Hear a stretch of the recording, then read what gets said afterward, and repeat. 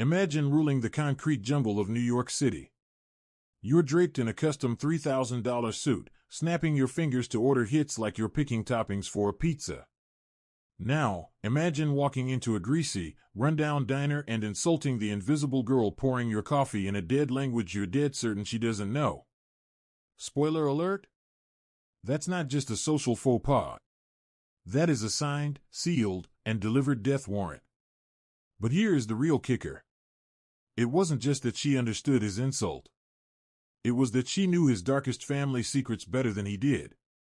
So, grab your popcorn and buckle up, because what I'm about to tell you isn't some cheesy rom-com, it's an all-out war. But right at 10 p.m., that cheap brass bell above the door didn't just jingle. It practically screamed as the door swung open. The entire vibe in the diner tanked instantly. The low hum of tired NYU students and insomniacs completely flatlined. Even the fry cook in the back froze, his spatula hovering over the grill.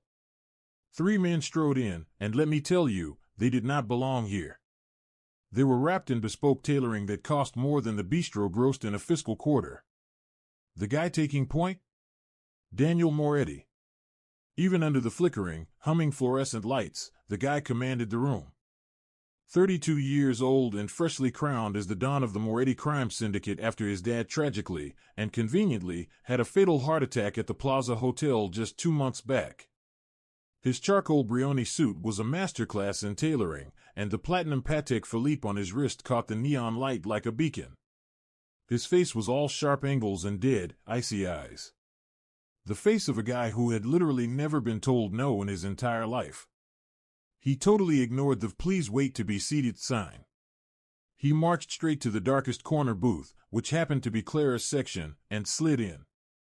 His 2 massive shadows, Marcus and Leo, immediately posted up by T. He door and the counter. Clara felt an icy spike of pure adrenaline punch her in the stomach, but her face. Total bored waitress mode. She grabbed her stained order pad and sauntered over. Coffee. Black, Daniel barked, not even bothering to look up from his phone screen where his thumb was swiping with furious, agitated energy. Menu? Clara shot back, her voice completely deadpan. Did I ask for a freaking menu? Daniel finally snapped his head up. His eyes were like polished obsidian. Just coffee. And make sure the mug is actually clean. This place is a literal rat trap. Clara didn't blink. She didn't flinch. She just spun on the sticky linoleum, marched to the burners, and poured the sludge. Steam billowed up into the humid air.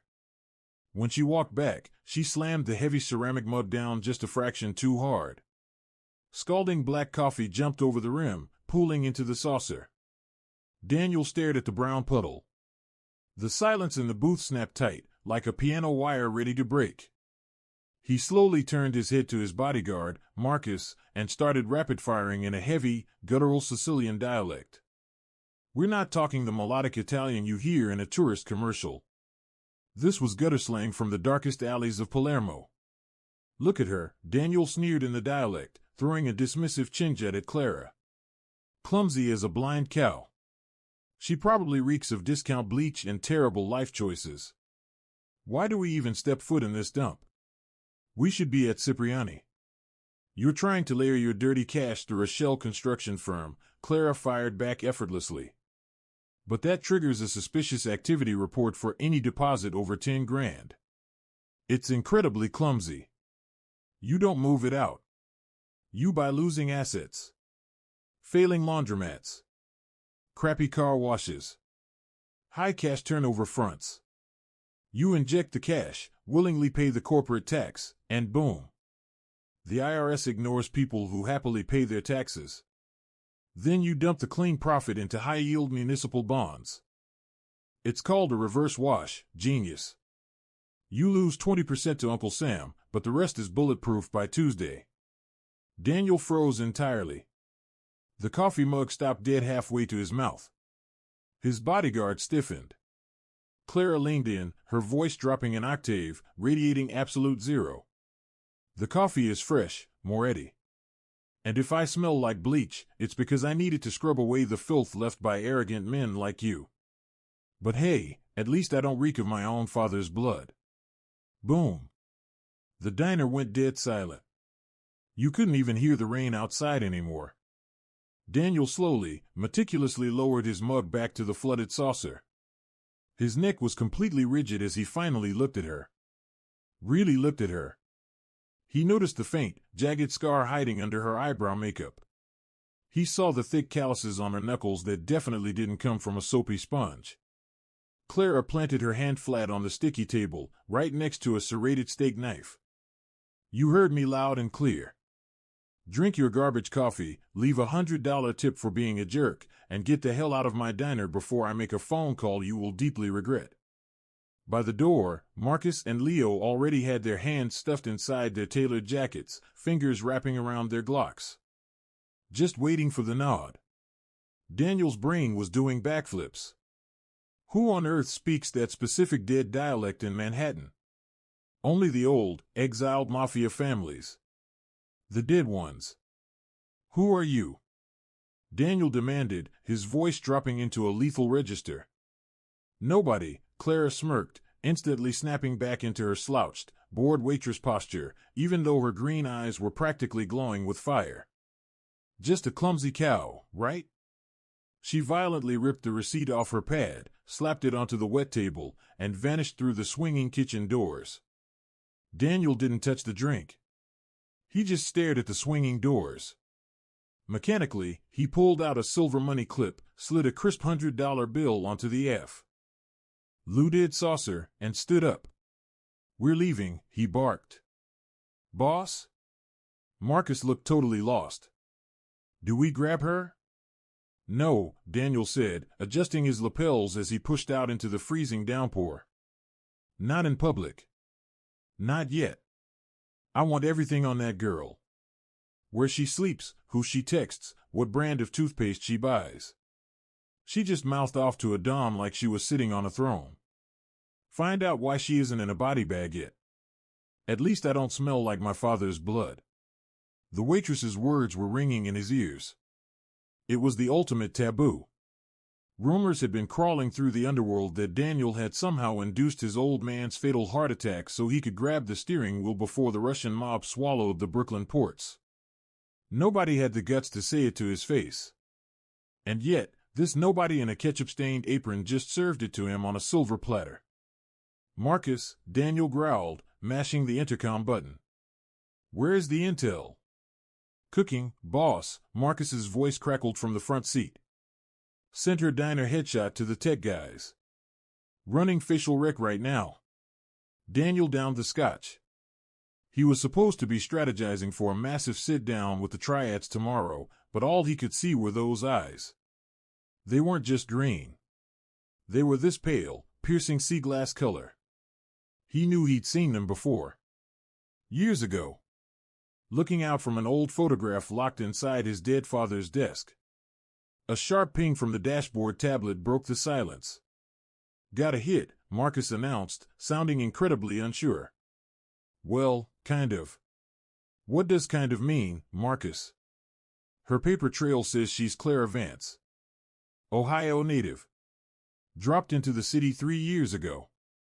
Flawless credit, pays her taxes, 0 parking tickets. Works at the diner, rents a crappy walk-up in Astoria.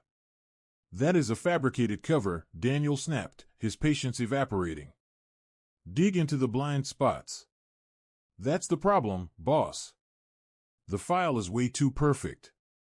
But the facial rec hit a snag. It pin. Get a partial match from an old security feed in Milan 5 years ago, housed in the Europol database. But the file is blacked out. Level 5 redaction. Daniel's blood instantly turned to ice water. Level 5 wasn't for petty thieves. That was strictly reserved for ghost-tier assets, witness protection, or top-of-the-board international terrorists. She's not serving pancakes, Daniel muttered to himself. She's a planted operative. Feds? Marcus asked. You could hear the leather of his holster creaking as he grabbed his piece. Maybe. Or something infinitely worse. Daniel stared at his empty glass. Spin the car around, Marcus. Take us back to the diner. Boss, you're crazy. If she's a Fed, she's got a sniper on the roof. If she was a rival, I'd be coughing up blood from poisoned coffee right now. Daniel shouted. She warned me. She flexed on me. It was a calculated power move, and I am going to find out whose payroll she's on. The massive Rolls-Royce violently swerved, tires screaming against the wet asphalt as it pulled a massive U-turn. Report, a heavily distorted voice buzzed in her ear. I'm compromised, Clara breathed, her voice cracking. Moretti walked in. I engaged him. You did what? The voice on the other end exploded with static and rage. You are a sleeper agent, Ariana. Your one job is to observe. He insulted our family. Clara, no, Ariana, hissed back defensively. He was speaking the old tongue. He's getting sloppy, treating the streets like his personal playground. Daniel Moretti is a rabid dog on a leash. We are letting him run so he leads us back to the rest of the den. If you blew your cover, you are entirely on your own. No extraction. The play happens on Friday. Friday is too late. He's going to tear the Clara Vance identity to shreds by midnight. Then clean up your own mess. You are the daughter of the wolf. Start acting like it. Click. Dead air. Ariana let out a guttural scream and whipped the burner phone against the alley's brick wall, shattering it into plastic shrapnel. She took one last, furious drag of the cigarette, the ember glowing like a tiny beacon in the dark. She wasn't some girl from Ohio.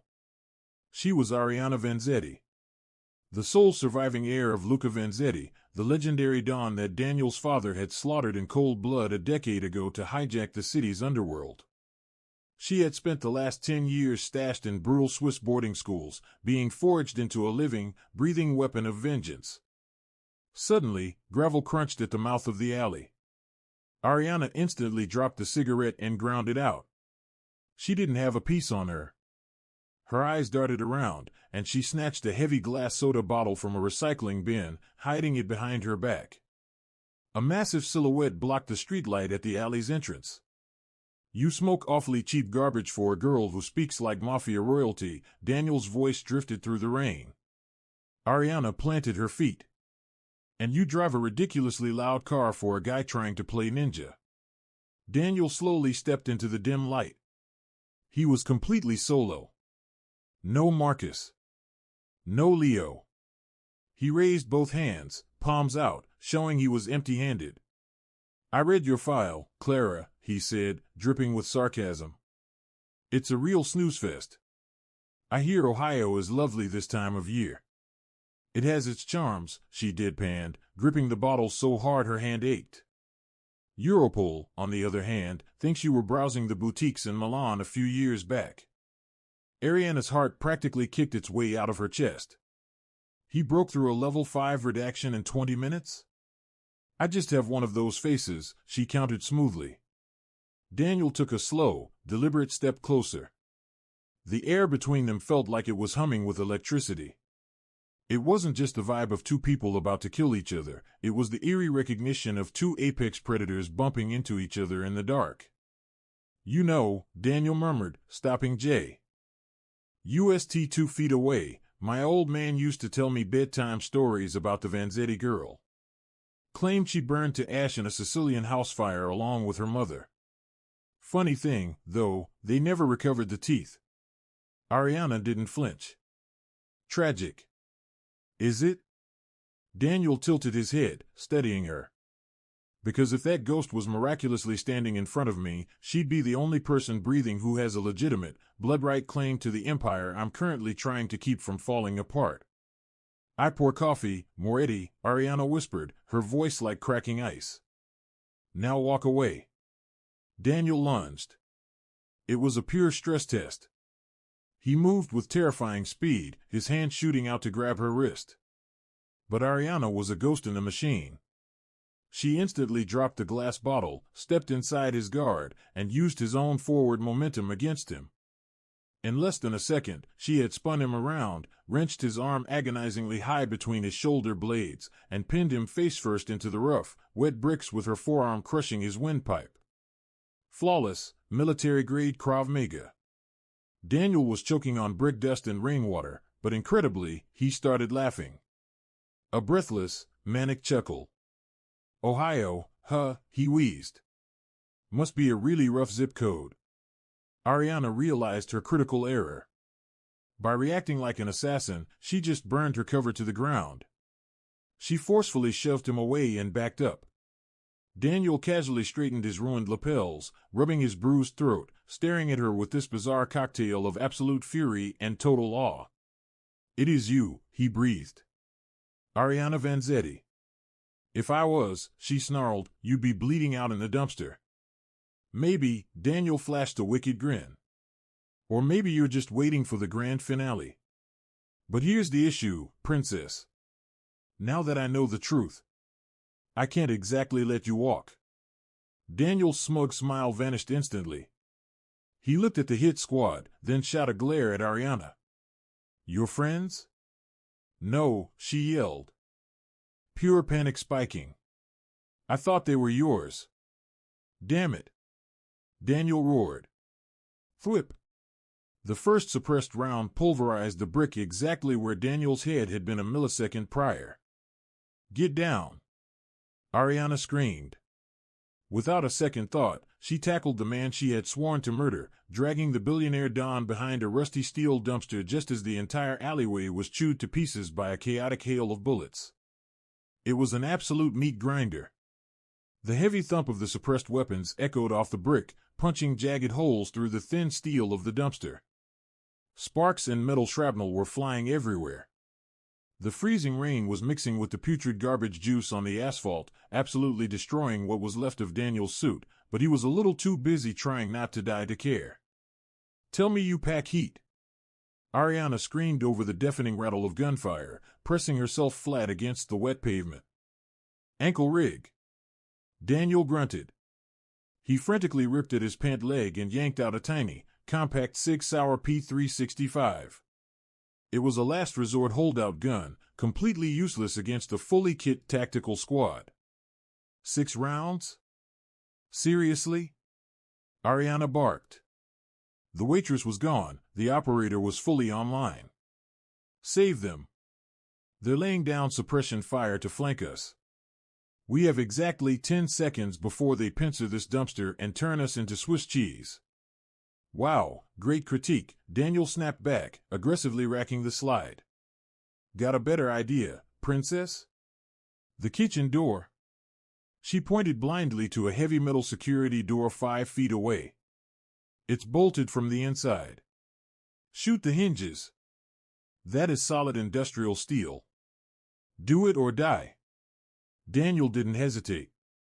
He practically combat rolled out from the dumpster's cover, took an agonizing half-second to aim, and squeezed off 3 rapid, incredibly precise shots, 2 on the top hinge, 1 on the bottom. He threw himself backward just as a fresh burst of automatic fire turned the pavement. He was just lying on into craters. Ariana launched herself like a human missile, driving a flying dropkick squarely into the weakened door. The ruined hinges shrieked, the metal buckled, and the door collapsed inward. She scrambled over the threshold, grabbed Daniel by his ruined collar, and violently hauled him inside. They both crashed onto the slippery, grease-coated kitchen tile. Ariana threw a brutal backkick to slam the ruined door shut and shoved a massive stainless steel prep table against it just as bullets started punching through the metal, wildly ricocheting off the hanging pots and pans like a heavy metal drum solo. The diner kitchen was absolute pandemonium. Big Mike, the gargantuan fry cook, was curled into a ball behind the deep fryer, clutching a spatula like a weapon. "Mike! Run!" Ariana shrieked. "Out the front! Now!" Big Mike moved faster than a man his size had any right to, bulldozing his way into the dining room. "Who sent them?" Daniel demanded, frantically sweeping the kitchen. He was looking at Ariana totally differently now. The suspicion was there, but the respect was undeniable. She was moving with terrifying, fluid efficiency, snatching a cast-iron skillet in her left hand and a massive, wickedly sharp butcher knife in her right. Russians, Ariana replied instantly, keeping her eyes glued to the service window. Volkov Syndicate. I saw the Burning Star tattoos on their wrists. Volkov? Daniel's face twisted in rage. Viktor Volkov pledged total neutrality. He wouldn't dare push into the village. Unless somebody on the inside handed him the keys, Ariana finished the thought. Before Daniel could even process the magnitude of that betrayal, the back door was blown completely off its frame. The prep table flipped into the air. 2 masked gunmen surged into the kitchen. Daniel snapped his wrist up and fired. His first shot caught the lead guy right in the mask, dropping him instantly. But the second shooter was already Rai. Sing his rifle. Daniel just stared. He had employed the best hitmen on the eastern seaboard. He knew violence. But this was poetry. Quit sightseeing and move. Ariana hissed, wiping a splatter of the guy's blood off her cheek. Out the front door. They bolted through the dining room, vaulting over the counter while the few remaining customers screamed and cowered under the booths. Ariana ripped a set of car keys off a hook next to the cash register. We taking my ride? Daniel yelled as they burst out onto the chaotic, rain-swept street. A giant luxury tank? It's probably wired with C4 by now. Ariana sprinted toward a battered, aggressively beige 2014 Honda Civic parked illegally by a fire hydrant. Get in the beater. The Don of New York stared at the rusted-out hatchback like it was a pile of garbage. You have got to be kidding me. Would you rather take a hearse? Ariana unlocked it. Daniel swallowed his pride and threw himself into the passenger seat just as the black SUV aggressively drifted around the alley corner, tires smoking. The windows rolled down. Muzzles flashed. Ariana violently twisted the ignition key. The engine coughed, sputtered, and threatened to die. Come on, you piece of junk, she screamed. The engine finally caught with a pathetic whine. Ariana slammed the shifter into drive and literally peeled out, the cheap tires hydroplaning on the wet street. Turns out, she drove exactly like she fought. She was throwing this pathetic little car through the dense Manhattan traffic like an Olympic rally driver, blowing through red lights, and aggressively drifting around blind corners, dodging yellow cabs by mere inches. She checked the rearview. They're gaining. That rig is armored. We're going to lose a straight drag race. I have to break their line of sight. Meatpacking district, Daniel ordered, gripping the oh-crap handle above his door so hard the plastic creaked. Cobblestones. Blind, narrow alleys. I know a spot. Ariana shot him a sideways GLA. NC. You actually trust me to drive you to a secure location? Daniel looked down at his empty Sig Sauer, then over at the girl who had essentially saved his life 3 times in the last 10 minutes. You haven't slit my throat yet, Vanzetti. And right now, you're the only barrier between me and a shallow grave in the Pine Barrens. Just drive. The chaotic chase finally ended in a massive cloud of steam and horrific screeching metal over by Hudson Yards. Ariana had expertly baited the heavy, lumbering SUV into an active construction zone, threading the Honda through a maze of concrete pillars until the Russian driver totally misjudged the clearance and plowed headfirst into a massive stack of steel I-beams. They ditched the smoking Honda 3 blocks away and hoofed it, hugging the shadows of the brick buildings. Daniel guided them toward a super sketchy, unassuming freight elevator hidden in a trash-filled alley behind some ultra-high-end Chelsea art gallery. He punched a freakishly long code into a keypad concealed behind a fake brick. The heavy metal doors groaned open. Is this your safe house? Ariana asked, her chest heaving, though her breathing was shockingly controlled. Something like that, Daniel mumbled. The elevator doors parted to reveal a massive, sprawling industrial loft. It was minimal to the extreme, but everything in it screamed generational wealth. Massive floor-to-ceiling windows offered a panoramic view of the skyline, but heavy, motorized blackout curtains were completely sealed tight. The entire left wall was just a massive bank of glowing monitors feeding live security footage from the docks, offshore warehouses, and front businesses. Daniel totally bypassed the crystal liquor cart and marched straight to a first aid station, grabbing a bottle of raw rubbing alcohol. He peeled off his destroyed suit jacket, tossing it onto a ridiculously expensive leather sofa, and ripped his tailored shirt open. Ariana blinked. A bullet had gouged a nast. White trench right across his ribs. It wasn't actively pulsing, but it was bleeding heavily.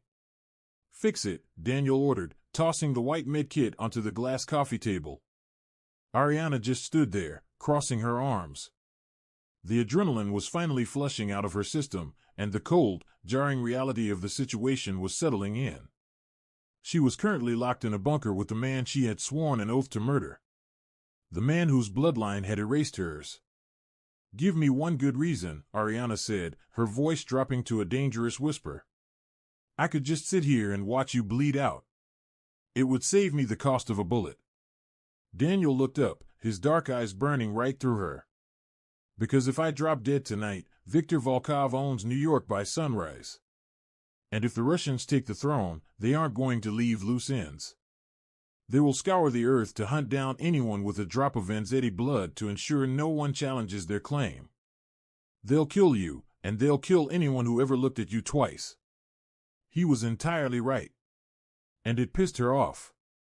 Ariana grabbed the kit, marched over, and sat down hard beside him on the leather sofa.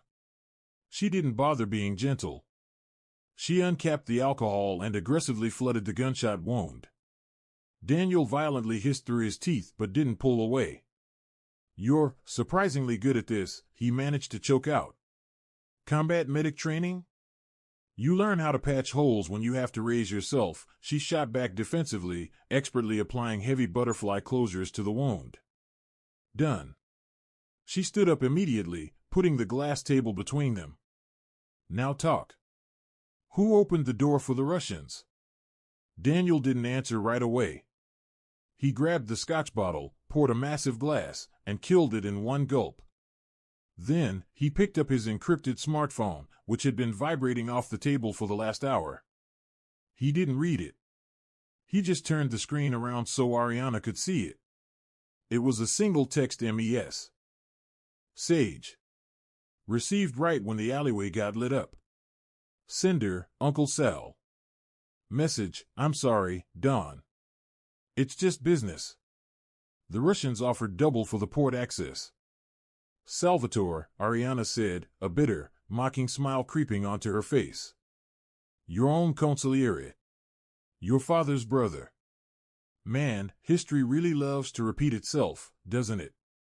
My father was betrayed by his most trusted lieutenant too. Your father. Is that the bedtime story they sold you?" Daniel stood up, wincing as his ribs pulled. He walked over to the glow of the monitor wall. "The Vanzetti family got wiped off the map because Luca Vanzetti was soft. My father took the crown to stop the organization from bleeding out. My father was not weak." Ariana snapped, the cool assassin mask totally shattering. "He was a man of principles. Your father was a butcher who shot a man while he was sleeping. Is that what the ghosts who trained you whispered in your ear?" Daniel slowly turned to face her. "I saw the bodies, Daniel," she yelled, her voice trembling with a decade of bottled-up rage. "Did you?" Daniel fired back, stepping closer. "You were 12 years old. You were locked away in Zurich. You saw 2 closed mahogany caskets. You saw exactly what the board wanted you to see." He walked over to a massive, abstract painting on the wall, swung it open to reveal a biometric safe, pressed his thumb to the pad, and pulled out an old, heavily weathered manila folder. He tossed it onto the glass table. "Read it." Ariana stared at the ugly yellow envelope like it was radioactive. Slowly, she reached out. She opened the flap and dumped the contents. Dozens of glossy crime scene photos, heavily redacted police files, and original coroner's reports spilled out. She started flipping through them, and her breath hitched.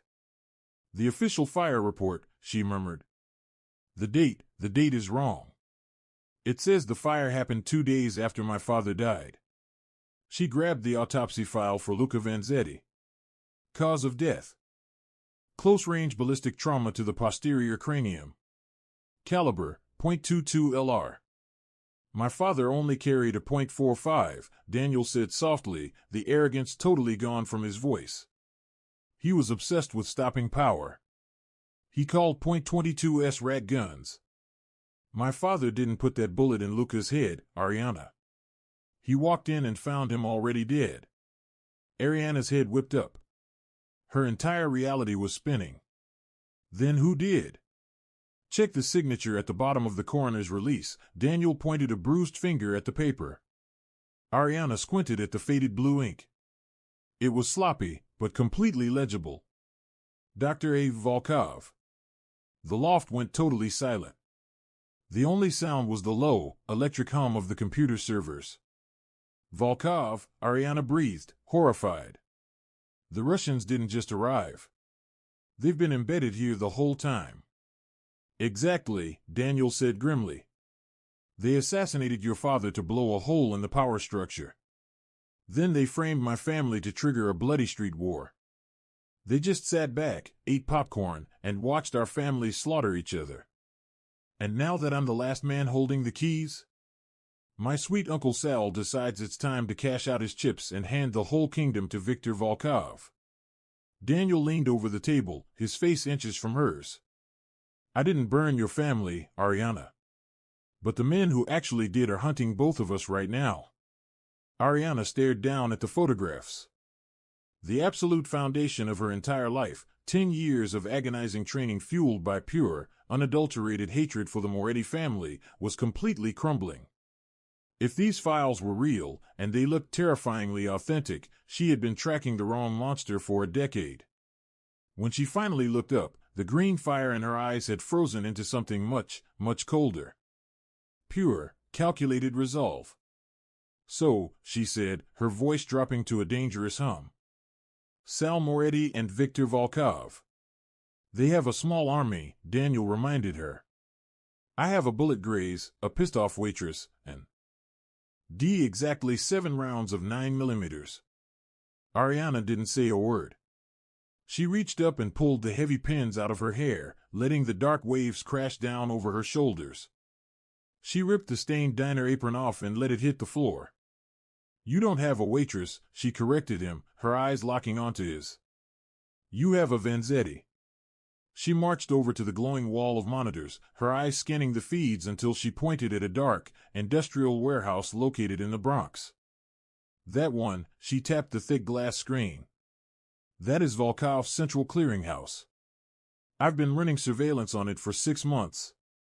I was planning to rob it blind to finance my hostile takeover of your territory.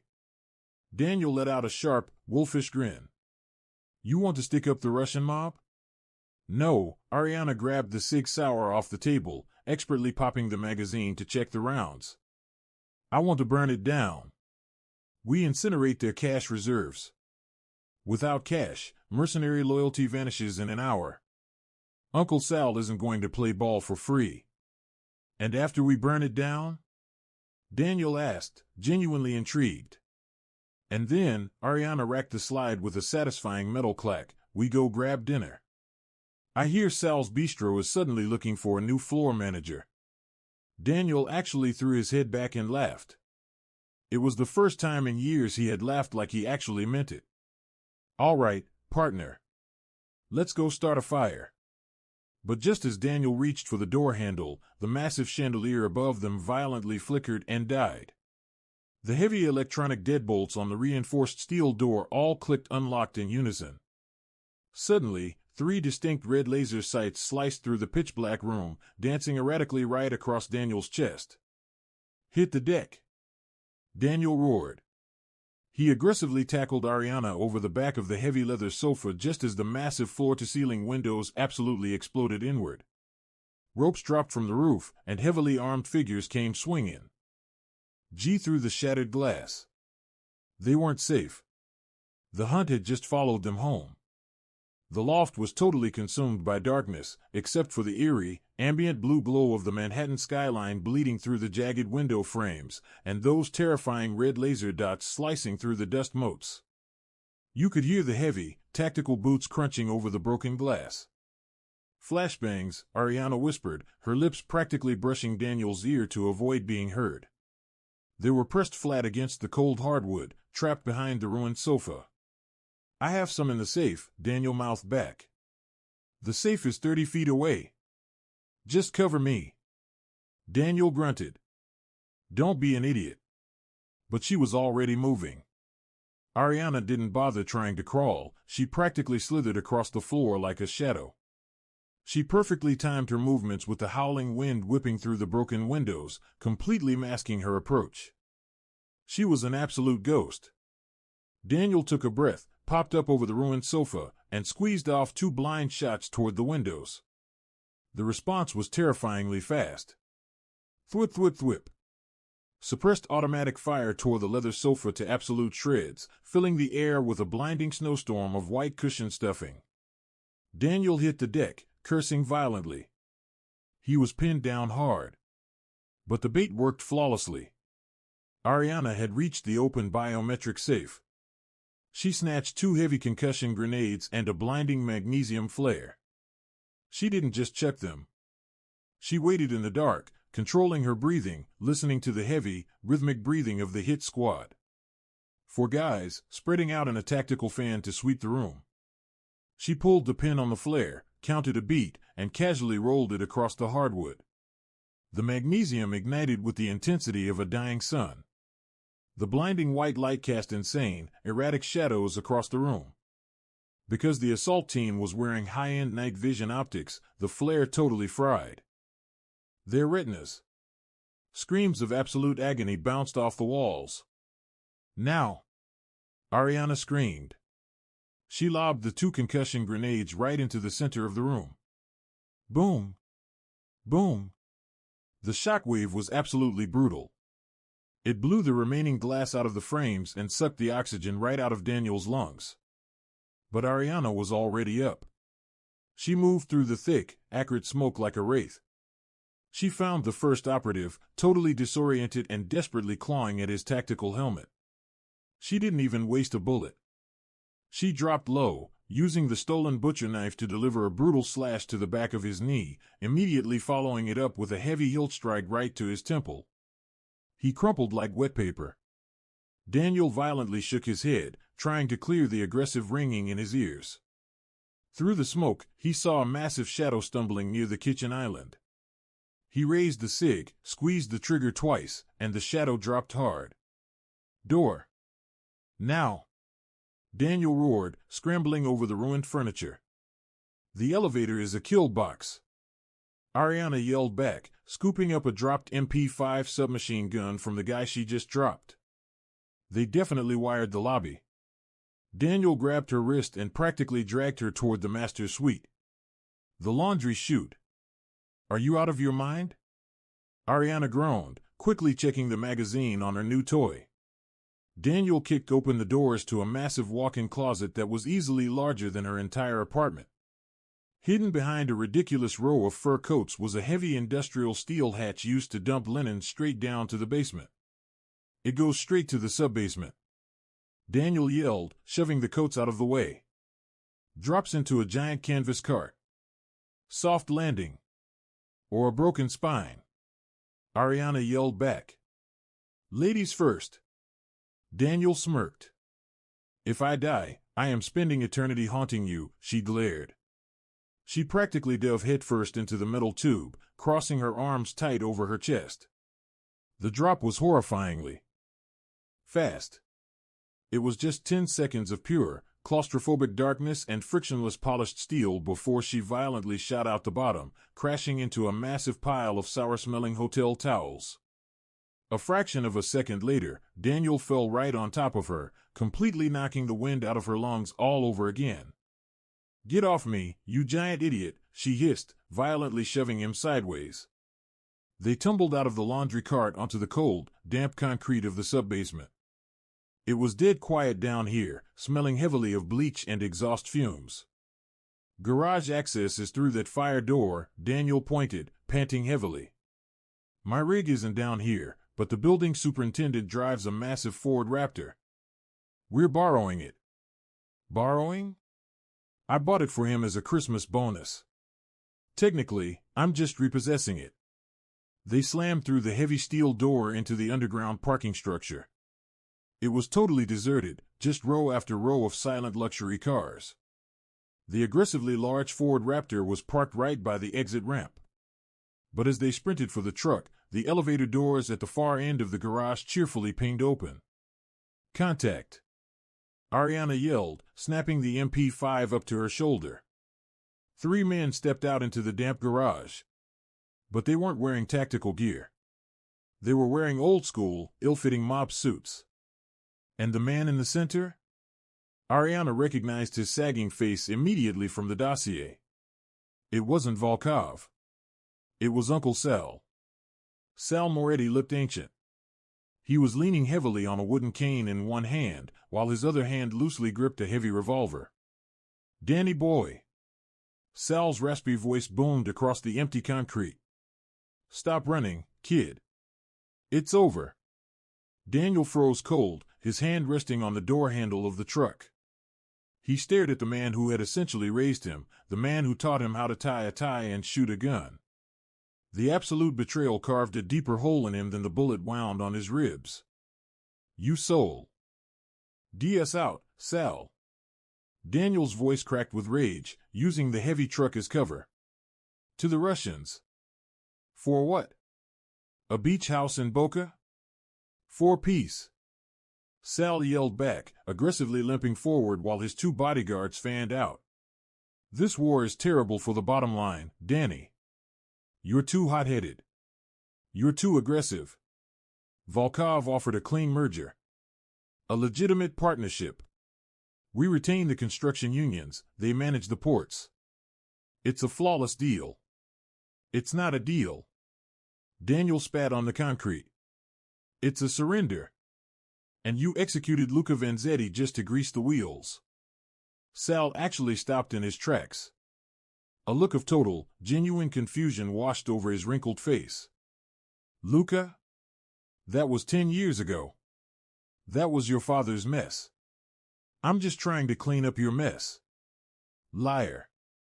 Ariana stepped out from behind the massive truck, the muzzle of the MP5 locked dead on Sal's chest. Sal squinted through the dim garage lighting. Who the hell is this? The diner girl? He let out a dry, rattling laugh. Danny, you're tossing away your entire empire for a piece of waitstaff? She's not a waitress, Sal, Daniel said, his voice dropping to absolute zero. She's Ariana Vanzetti. All the blood instantly drained out of Sal's face. He looked like he was staring at the Grim Reaper. Impossible. She burned to ash. I crawled out, Ariana said, her finger tightening on the trigger. And I'm here to collect the debt. Sal panicked and threw his gun up. Kill them both. Ariana squeezed the trigger. The MP5 roared to life. The bodyguards returned fire instantly, turning the quiet garage into a deafening echo chamber of gunfire. Get in. Daniel screamed, yanking the truck door open. Ariana laid down a heavy, continuous burst of suppression fire, forcing Sal and his goons to violently dive behind a thick concrete pillar. She threw herself into the passenger seat. Daniel was already under the dashboard. He hotwired the massive truck with a terrifying speed that strongly hinted. Ted had a very misspent youth before he put on the tailored suits. The Raptor's massive engine roared to life. Daniel slammed the shifter into drive and literally floored the accelerator. Brace for impact. Daniel yelled. He didn't steer toward the exit ramp. He aimed the massive grille of the truck directly at Sal's black Mercedes, which was blocking the lane. The heavy truck smashed into the luxury sedan with a horrific crunch of shattering glass and buckling steel, shoving the 2-ton car out of the way like a plastic toy. Sal had to literally throw himself backward into a puddle of motor oil to avoid getting crushed under the massive tires. As they violently sped past, Daniel glared out the driver's side window. He locked eyes with his uncle for a split second. There was absolutely no family love left in that gaze. Only a stone-cold promise of death. The raptor tore up the concrete ramp, completely obliterating the wooden parking barrier, and burst out onto the chaotic, rain-soaked streets of Chelsea. "Where to now?" Ariana yelled, popping the empty magazine out and slamming a fresh one home. "We can't go to my apartment, and Sal clearly has the keys to your kingdom." Daniel's knuckles were completely white on the leather steering wheel. "We need an army. And I know exactly where to dig one up." "Where?" "The one place Sal and Volkov would absolutely never look. The Vanzetti family crypt." Daniel parked the severely dented raptor under the massive, drooping branches of a weeping willow and killed the headlights. "A graveyard?" Ariana looked out the window, totally skeptical. "What's the plan, Moretti? Raising a zombie army?" "My old man actually respected your father," Daniel said quietly, popping his door open. "Even when they were tearing each other apart. When the Fed seized the Vanzetti estate, my dad quietly bought the deed to the family mausoleum through a shell company. Paid the upkeep. Paid the property taxes. Why would he do that?" Ariana stepped out into the wet, squishy grass, her boots sinking slightly. "Because he knew about the vault," Daniel replied. They walked in total silence through the creepy stone angels until they stood in front of a massive, imposing structure built from black obsidian. The name Vanzetti was carved in heavy gold relief above a pair of rusty iron gates. Daniel reached under his ruined shirt and pulled out an old, heavy skeleton key hanging from a chain. Ariana had noticed it earlier but just assumed it was some cheesy religious medallion. "My dad handed me this on his deathbed," Daniel murmured as he jammed it into the heavy iron lock. "Told me, in case of absolute emergency, break the glass." I always thought it was a metaphor until I found the Volkov files. The heavy gates groaned open. The air inside was freezing and smelled heavily of damp marble dust. Right in the center of the room sat two massive stone sarcophagi. Luca Vanzetti and his wife. Ariana slowly walked over to her father's tomb. She placed a trembling hand on the freezing stone. For just a second, the hardened, lethal assassin completely melted away, leaving just a heartbroken little girl. "He's not in there," Daniel said gently from the shadows. Ariana whipped around. "What?" "The box is totally empty. It's a decoy." The file said he was cremated, but that was just another piece of the cover-up. Daniel walked straight past the tombs to the back wall, where a massive, terrifying statue of a weeping angel stood guard. He reached his hand completely blindly behind the angel's stone wing and yanked a hidden lever. With a deep, grinding rumble of old hydraulics, the entire back wall of the crypt slowly separated and slid open. It wasn't a tomb behind it. It was a steep concrete staircase plunging straight down into the earth. "Welcome to the bunker," Daniel smirked. They walked down into a subterranean room that felt older than the city itself. It was an ancient Prohibition-era smuggler's den that someone had meticulously retrofitted. Heavy fluorescent tube lights buzzed to life automatically. Ariana actually gasped. The walls weren't covered in wine racks. They were lined from floor to ceiling with heavy, military-grade ordnance. Crates of M60 machine guns, fragmentation grenades, RPGs. And right in the center of the room, sitting on a dusty wooden crate, was a ledger. But it wasn't just an armory. Sitting on cots, smoking cigars, and playing poker in the corner were actual men. 6 of them. They were old. Gray-haired, heavily scarred, looking like absolute ghosts from a forgotten Mafia movie. They all slowly stood up as Daniel and Ariana hit the floor. Daniel Moretti, the lead man, growled. He was rocking a leather eye patch and a crude prosthetic arm. "You look exactly like your bastard father." Silvio, Ariana stepped out from behind Daniel, her voice shaking violently. "Silvio Dante." The old man squinted with his one good eye. He dropped his poker hand right onto the floor. "Piccola Ariana," he breathed in absolute shock. We thought you burned."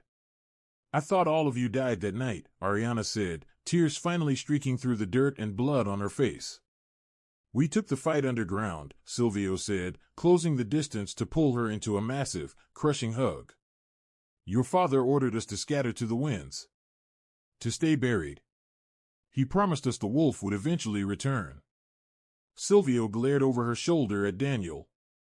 "We just didn't expect the wolf to drag Moretti down here with her."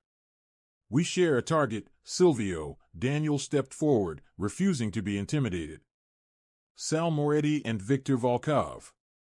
They put your boss in the ground. They put my father in the ground. And tomorrow, they're taking the entire city." The old men started aggressively muttering in Italian. These were the absolute elite Vanzetti guards. The true old school. They didn't know how to hack a mainframe. They knew how to use piano wire and sawed-off shotguns. They were ancient, but their loyalty was absolute steel. "So, we have 6 ghosts," Daniel started doing the math. "Plus us. That makes 8. Make it 9. A deep voice echoed down the concrete stairwell. "Everyone." E in the room instantly whipped around, weapons raised. A massive figure slowly descended the stairs. It was Big Mike, the fry cook from the diner. He was wearing an incredibly tight, cheap trench coat and casually holding a massive pump-action shotgun. "Mike?" Ariana lowered the MP5, totally bewildered. "How on earth did you track us?" "I slapped a magnetic GPS tracker under the Raptor's bumper like 3 months ago." Mike shrugged his massive shoulders. "Boss's orders." Sal wanted a log of exactly where Daniel was spending his nights. "I just forgot to upload the data." "You've been spying on me?" Daniel asked, more amused than angry. "Everyone spies on everybody in this town, boss," Mike grunted. "But I heard exactly what Sal said in the parking garage. He's a rat. And I deeply hate rats." He looked over at Ariana. "Plus, C always gave me my fair cut of the tip jar. I respect that." Daniel looked around the bunker at his incredibly bizarre, ragtag army. A don without a throne, an assassin who pours coffee, a giant fry cook, and 6 geriatric mobsters. "This isn't enough firepower." Ariana shook her head, staring at the map on the table. "Volkov has over 100 Spetsnaz-trained mercenaries. We can't hit them in a frontal assault. It's suicide." "We don't have to fight his army," Daniel said smoothly, walking over and aggressively flipping the dusty ledger open. "We don't need to kill 100 men. We just need to kill their payroll." He slammed his finger onto a massive map of the eastern seaboard pinned to the wall. "Tomorrow night. The port of Newark. Volkov is receiving a massive shipment. It's not narcotics. It's not weapons. It's raw, uncut diamonds. $50 million worth. It's the final payment for the union contract Sal is handing over. Completely untraceable hard currency. If we jack the ice," Silvio rasped, a wicked smile spreading across his scarred face, "Volkov can't pay his mercs. And Uncle Sal looks incredibly incompetent in front o. F the commission." Daniel finished the thought. "The capos will smell blood in the water and turn on him in an hour." "It's still a suicide run," Ariana argued, tapping the map. "The port is a literal fortress. They'll have rooftop snipers, thermal drones, an army on the ground." "Exactly," Daniel grinned, flashing that same terrifying smile he had in the alley. "They are anticipating a massive assault. A drive-by. A car bomb." He looked dead at Ariana. "They are not expecting a disgruntled city employee to walk right through the front gate with a clipboard." Ariana slowly raised an eyebrow. "And how exactly do you plan on getting me through the front gate?" "Watch and learn." Daniel pulled out his cracked smartphone, dialed a number, and threw it on speaker. "Hello," a totally panicked voice answered. "Councilman Reeves," Daniel purred, his voice dripping with venomous charm. "It's Daniel Moretti. I still have that lovely 4K video of you and that escort doing blow at the Plaza Hotel. I'm cashing in a favor. I need a top-level health and safety inspector badge for the Port Authority. Active for tomorrow night. Do it, or you're trending on Twitter by breakfast. He hung up without waiting for an answer and looked back at Ariana. You really wanted to play Waitress, Ariana? Tomorrow night, you are serving the Russian mob the most expensive meal of their miserable lives. Ariana stared at the map. Then at the heavy crates of guns. Then at Daniel. The tension in the room was absolutely electric. It wasn't just a shaky alliance anymore. It was pure, shared madness.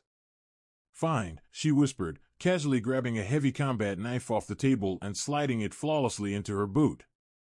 But if we actually survive this nightmare, Moretti? I am never, ever taking your coffee order again. We'll see, Daniel smirked. Let's go to war. The storm outside raged on, but down in the crypt, the blueprint for the absolute bloodiest night in New York history was being aggressively hot. Mirrored out. Over at Gate 4, a sleek black government sedan rolled to a stop. Ariana stepped out into the downpour. She was completely unrecognizable. Hair pulled back tight, thick-rimmed glasses, and a sharp, incredibly boring navy blue pantsuit.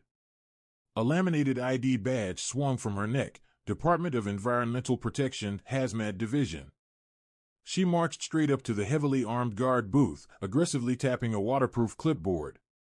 Pop the gate, she barked, her voice cutting right through the howling wind. My sensors are pinging a massive Class 4 chemical leak originating from Warehouse 12. Unless you want the feds swarming this entire sector in hazmat suits in exactly 10 minutes, you are going to let me do my job. The Russian guard hesitated. He stared at the badge.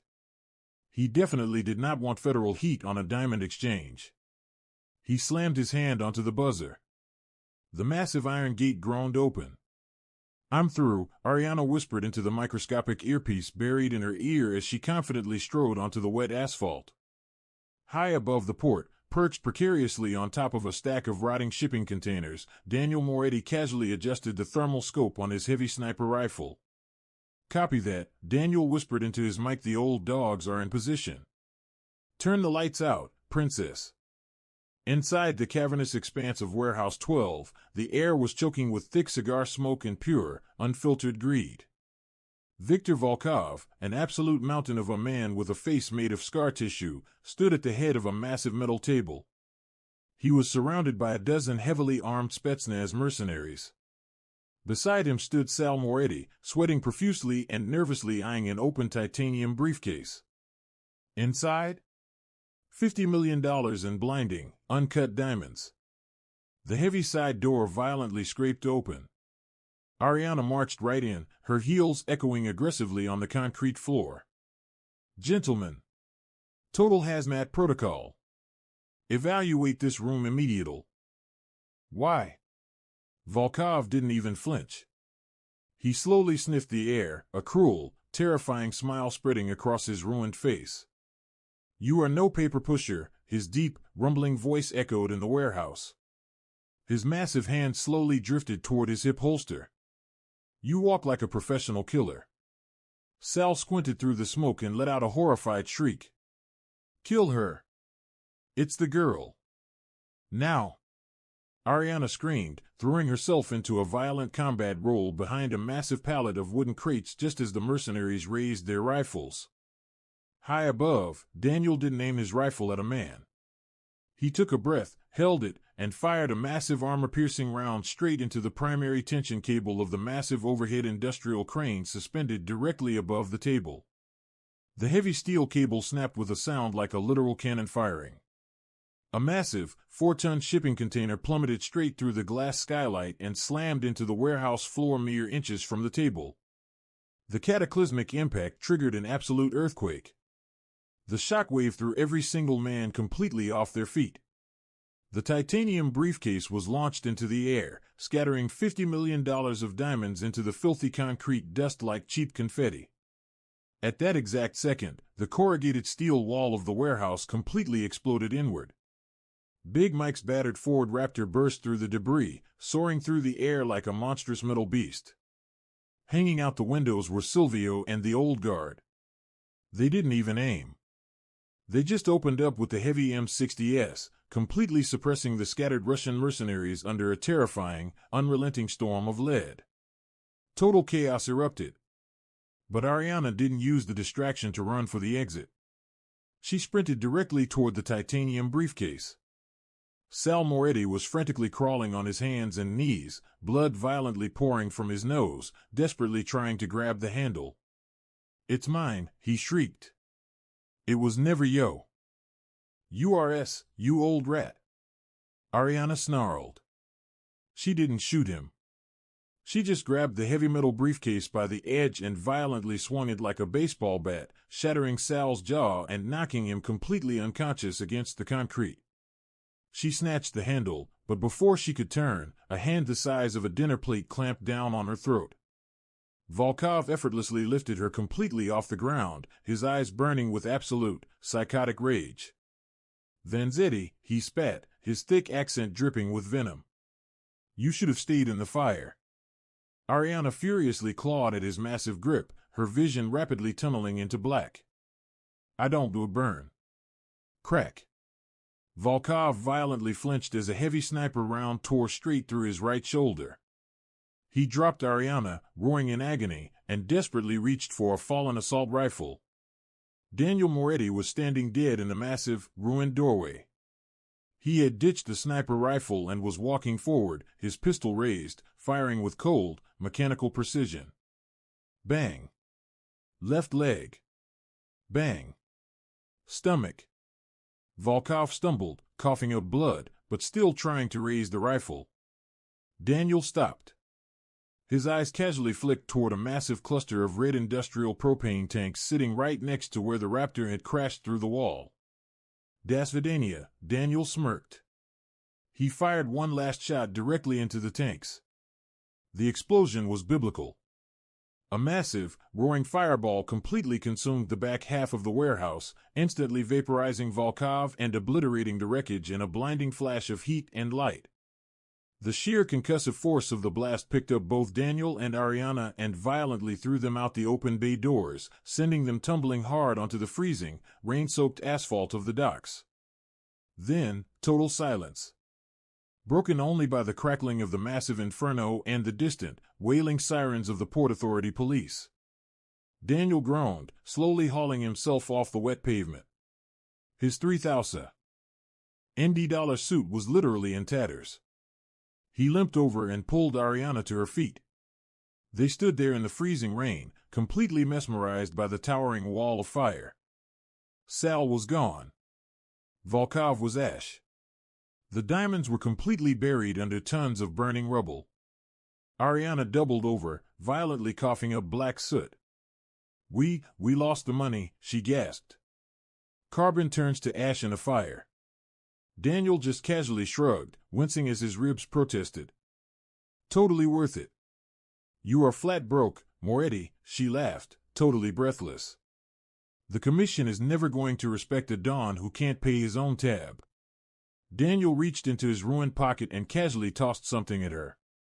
Ariana snatched it out of the air. She opened her bruised palm. Sitting right in the center was one single, massive, flawless uncut diamond. "I kept a tiny souvenir," Daniel smirked. "Should be enough to completely renovate a certain bistro." Ariana rolled the freezing stone between her fingers. "It's going to need a massive rebranding." "I was thinking." The Wolf and the King. Ariana was standing behind the polished marble bar, expertly shaking a Negroni. She wasn't wearing a stained apron anymore, she was draped in flawless, emerald green silk. The brass bell chimed. Daniel Moretti strolled in. He was wearing a pristine, razor-sharp Tom Ford suit. The entire energy in the room instantly shifted. You could physically feel the deference rippling through the wealthy crowd. The king had arrived. He walked straight up to the bar and sat down. "Coffee." "Black." Ariana casually slid a perfectly poured espresso across the marble. Not a single drop spilled. "We have a very strict dress code now, Moretti," she teased, leaning on the bar. "You look like a lot of trouble." "I am the trouble," Daniel replied smoothly, reaching across the bar to gently cover her hand with his. The commission formally voted today. Unanimous. The Russians have been completely purged. The city is officially OU. Good, Ariana's green eyes flashed with that familiar fire. Because Big Mike is getting incredibly bored just cooking Wagyu sliders in the back. I have a massive sit-down in Rome next week, Daniel said, his voice dropping into that low, intimate murmur. I need a translator. Someone who absolutely perfectly speaks the old dialect. Someone I can actually trust with my life. Ariana slowly untied the black silk bar towel from her waist and casually tossed it onto the marble. I hear Rome is gorgeous in the spring, she mused, walking all the way around the bar until she was standing inches away from him. But you're going to have to ask me nicely. In Sicilian.